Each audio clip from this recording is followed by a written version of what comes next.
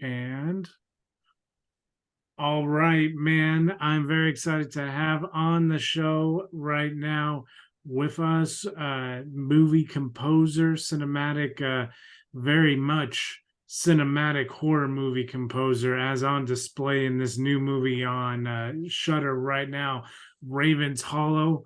We have with us the composer, Robert Ellis Geiger. Man, thank you so much for taking the time out to be on our show today, and congratulations, like I said before we started recording, on this thing, because it is a really, really cool horror movie. So congratulations on your work putting together some really rad horror movie themes that accompany this bad boy perfectly, I think. Thank you, Jimmy. Much appreciated. um this movie, it seems like this Halloween, I don't know for you, man, being composing the music, but it definitely, as just a fan, it seems like we're getting all kinds of like really solid content this Halloween season that's getting released, and it's all very much like in different veins of horror. So Raven's Hollow is this really uniquely historical scary film that was kind of refreshing to turn it on and see that we are getting like a historical, like, just creepy movie on Shudder, in the vein of like Halloween Ends and everything that's current times. We get to go back to, and this movie was kind of like a, not really knowing a whole lot going into it, was a really cool surprise to get this old historical horror movie released this year as well. So what was it like, finding it and being able to compose this one, man? Yeah, I was first approached by director writer Christopher Hatton back in Singapore, where we met many years ago now, and introduced by a mutual friend. And this was one of his pet projects, close to his heart, that took many years to, as we know, some movies take a long time to get funded.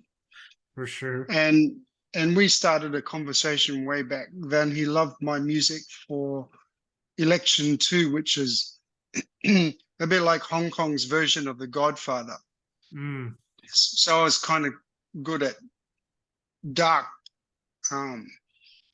creepy music in a way, as exhibited in that piece. And when it came to Raven's Hollow, the first thing I did was read, before reading the script, Chris sent me a deck with illustrations and of the creature that was potentially the Raven. I was like, wow, this would be fantastic opportunity and challenge.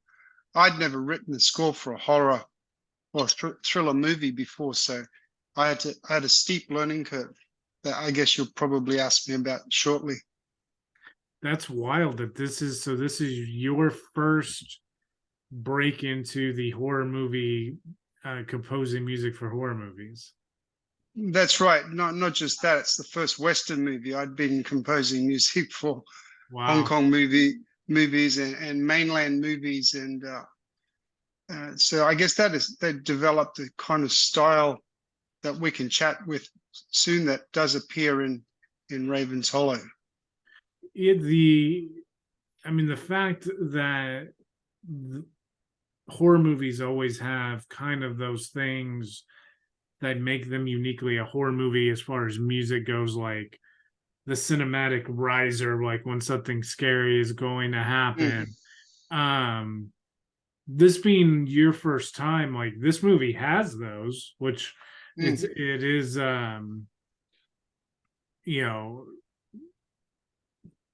you don't even, as a fan, it's like you come to expect that kind of stuff, but your rising tension of music to accompany like the horror stinger, and like you mentioned, the him sending you concept art of the creature, that's really cool to be able to get in on the early music of that. But like all of the the idea and having the script and everything, like, did you watch horror movies going into this at all to kind of like try to get kind of like a sense of like the classic horror movie music, or did you just like go into this thing here's the concept art, here's the script, you know what you do, and you're just going to make this thing your own. Like, what was your approach, kind of breaking into horror with this one?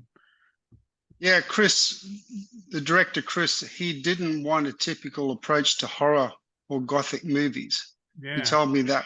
He told me that up front what he didn't want. And he said, I'm a theme guy, but I don't want you to create themes and melodies throughout this movie. And he kind of knocked me on the head a few times to say, Rob, you're getting a bit too traditional here. He's a very patient, kind director, fantastic to work with. And he really had a very focused idea on what he wanted. And what happened was, through the process of sketching ideas before I even received a script, I was preparing for the movie, and I knew I had to have a way of working which would allow me to be flexible and fast. So I spent months building this supercomputer, a bit like how Hans Zimmer works, but on a very minute budget. And at the same time, I was sketching music ideas from the promotion deck, then the script. So I read the script multiple times and put in notes. And I remember creating the monster theme, as I called it. And when I sent that to Chris, he went, wow. He said, this takes me right into the moment of the story where the raven's revealed. I said, really? He said, yeah, it's as creepy as hell. And he played it for other people. This is long before shooting the movie. And he just went, this is it. And that piece ended up staying right at that critical moment when the raven's revealed in the graveyard. And I just built around it, that the main sketch was intact as it was during the sketch. So I got really lucky with that. But getting back to your question, jump scares, how to build a jump scare, I had no idea. Yeah. So I went and watched Insidious, which I really like, the movie and its sequels. Yeah. And how the tension, building the tension, release, tension, release. So I really had to study that, and not so much copying anything from Insidious, but just the builds, as you were mentioning. The challenge with Raven's Hollow was, how do I start the movie from a slow burn, which is what Chris wanted from the opening title, to Mary Keane's death, which had to be really impactful. I spent weeks on that. I just gave up and said, I need to move on. I just don't know how to start the movie. When it got down to receiving a locked picture, so I then started where you see the cadets in the forest. So weeks on the opening title, had no idea how to start it. Then said, let's move on. The cadets walking through the forest, and I got that, and Chris went, well, welcome back to the reservation, he said. And then I was kind of on a roll there for a good moment. And then eventually, when nearly all of the music had been finished, then I went back to the opening, and it was the perfect plan. And Chris had the idea to start the movie with Lavender's Blue, that little tune that starts it off, as it looks like it might be Little Red Riding Hood coming through a darkened forest, and soon to find out it's really not Little Red Riding Hood. It's then my creepy score coming underneath Lavender's Blue there.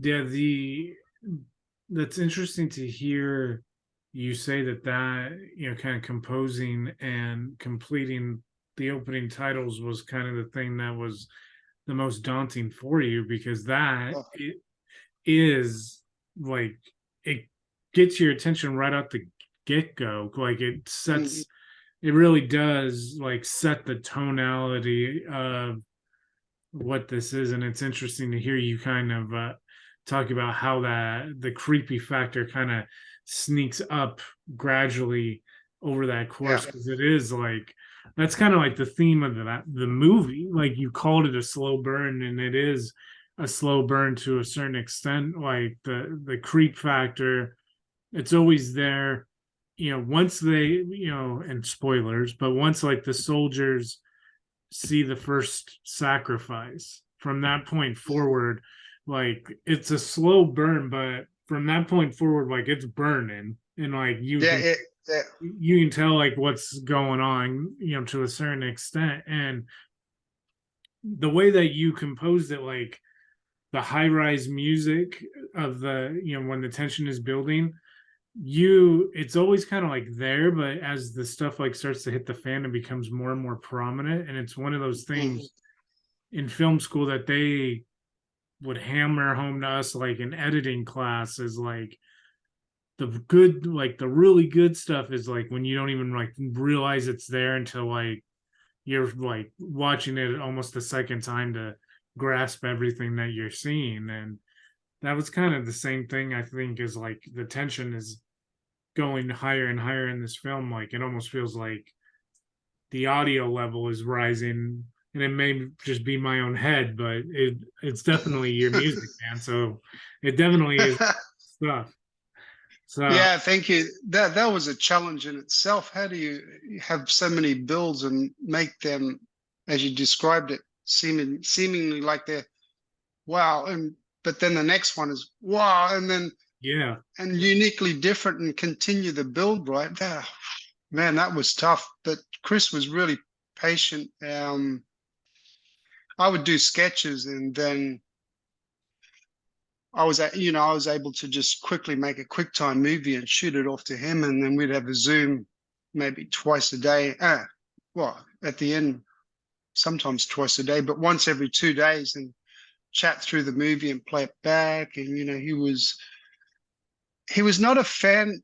From the beginning, he was really great in saying to me what he didn't want, mm, and he didn't want this ominous low frequency, whether it be double basses or cello tremolo. He didn't want all that traditional approach right, that most of us experienced, and he preferred really as you described it, the use of more higher frequency instruments and sounds.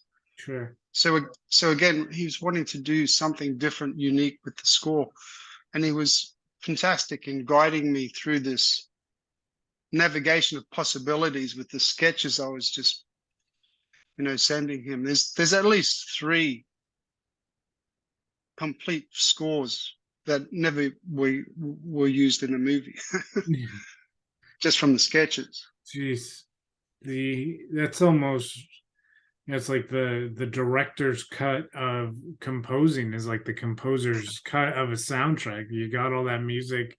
Do you ever Yeah. do you do anything with it? Like have you made a like a lost playlist of the stuff that didn't actually make it into a project that you are Yeah. composing for? Well, I certainly will go back into these projects and extract them and organize it. But there's a second volume of the soundtrack coming out, which will be in Dolby Atmos Oh, nice. Wow, wow. for binaural, on normal headphones or earbuds.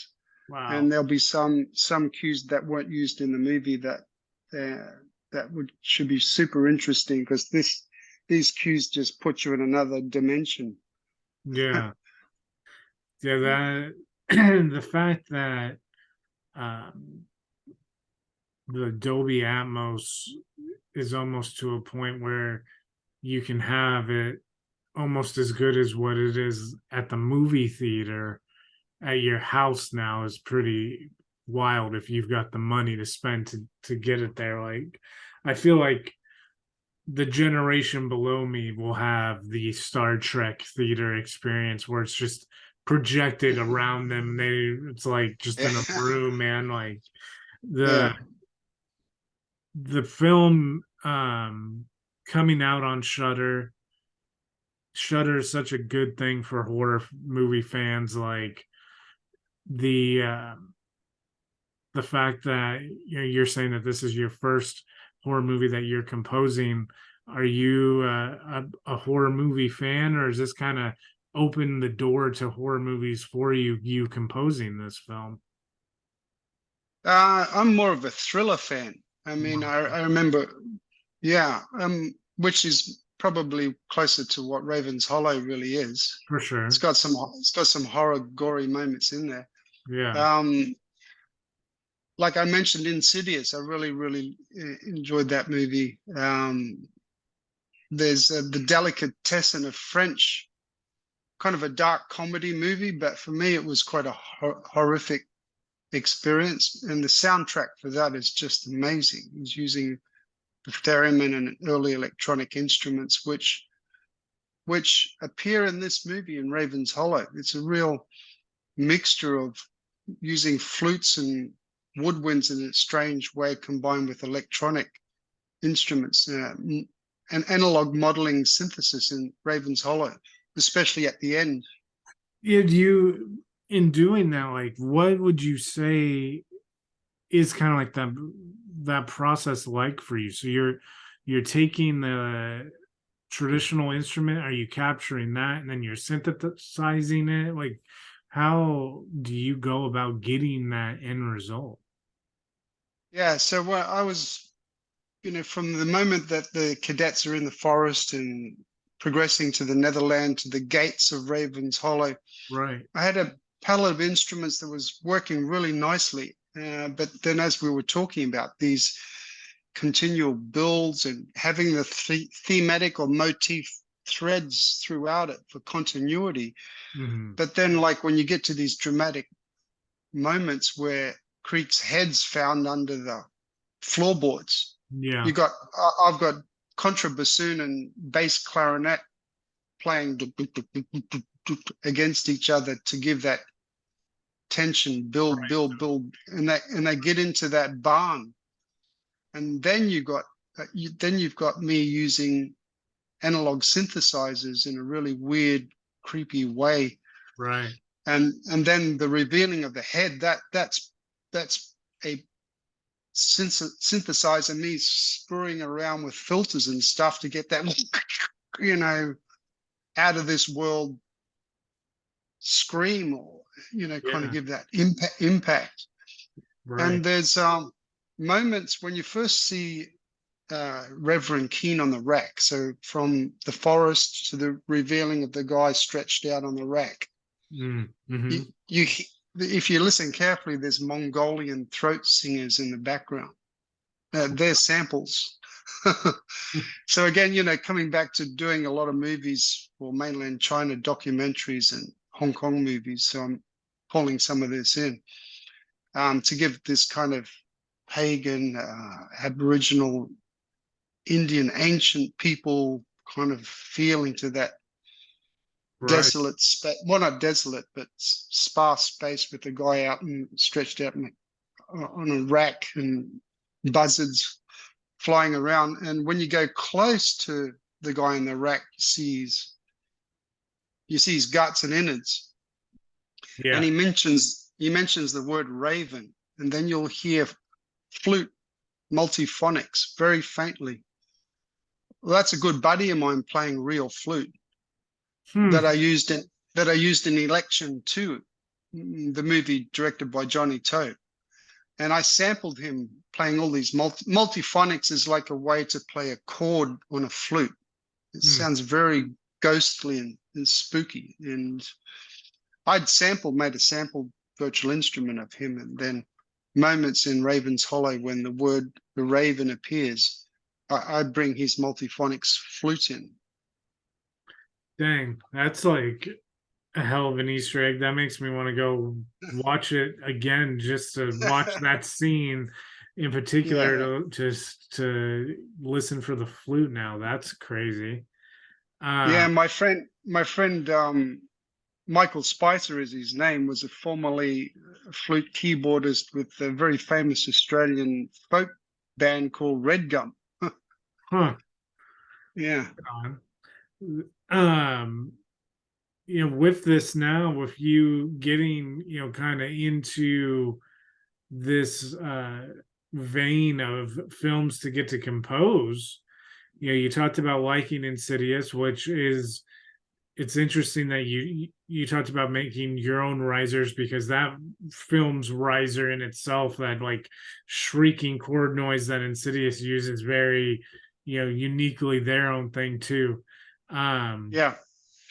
but there, that one, you dealing with the other side and the demons and ghost stuff like that. Like, is there a horror movie that you could see yourself, like, if you could choose another horror movie to get to do composing for right now, would you want to do like a ghostly one, or would you want to do like a serial killer one? What kind of one would you want to try next after having gotten Raven's Hollow under your belt? I mean, Jack Nicholas in The Wolf. That'd be a cool movie Oh, to score. wow. Yeah. Yeah. Yeah, that'd be fun.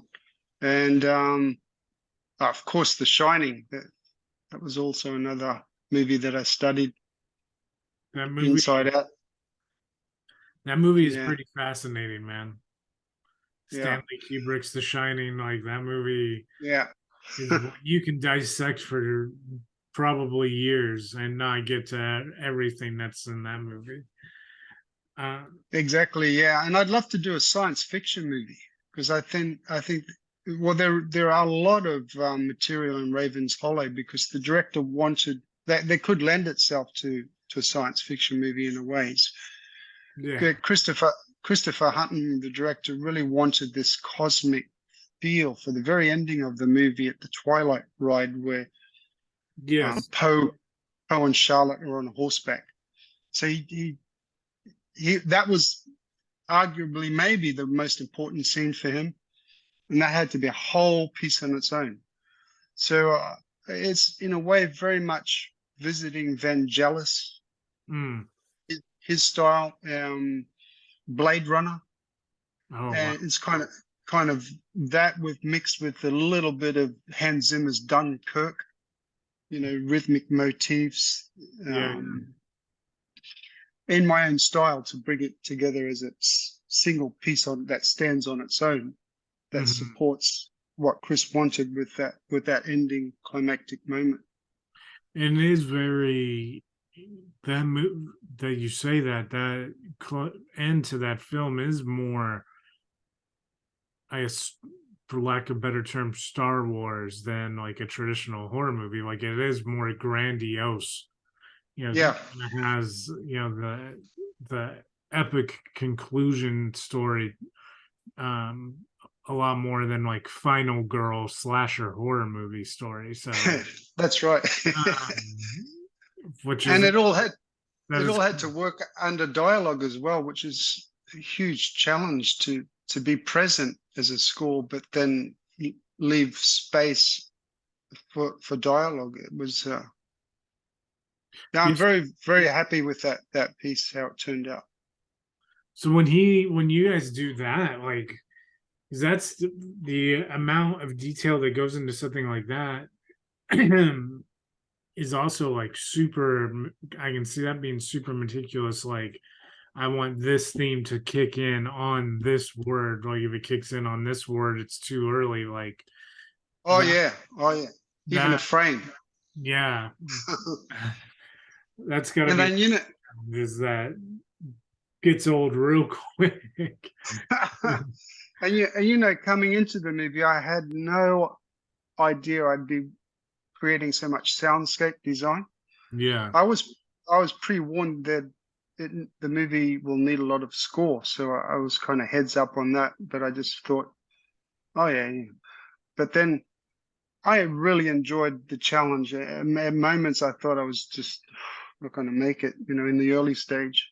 Yeah. But it all came together, and what Chris was very keen on happening was that the post-production guys, the sound department, Hmm. he wanted me to come up with the moments, the stings, like um, the character Doc. There's a great sting at the very beginning when Doc's examining Creek's head, and then young Clay comes up to him, and then he pushes the Doc away. So Yeah. they're all my sounds, and Chris wanted that to come organically from me, from the score, from the soundscape design, rather than some library of sound effects just being plastered in. So at that last moment, climactic, grandioso moment, as you described it, where the raven comes down, and then snatches the girl away. There's one tiny little sound from the post-production guys in there. So all those moments of major sonic hit points and what have you, pretty much all of that is me creating these layers and that are drawing from the palette of instruments and sounds within the score / soundtrack. That's really awesome, man. So I mean, that's the way that you describe getting to do that, but the fact that that is all mainly you composing and layering and doing all that, that is a real testament. In this movie, you guys, if you're listening or watching, go check out Raven's Hollow, and you can hear, you know, Robert's awesome work as he has composed one hell of a soundtrack, man. So, Mr. Robert Ellis Geiger, thank you so much for taking the time and being on our podcast, man. Before we let you go, is there anywhere where people can kind of keep track of you, see what you are working on next? Any social media or anything? Yeah, I'm on, well, it's Facebook and Telegram. If anyone does a search on my name, they'll find my website, visionsonics.net, which I need to update, but there's that's my website. And if someone searches my name, they'll find various links that'll eventually take you to me. And Right I've on. got my soundtrack albums out there on Spotify and iTunes and YouTube as well. Very good, man. Well, thank you again, Robert. We will have to get you back on down the line. Thanks very much, Jimmy.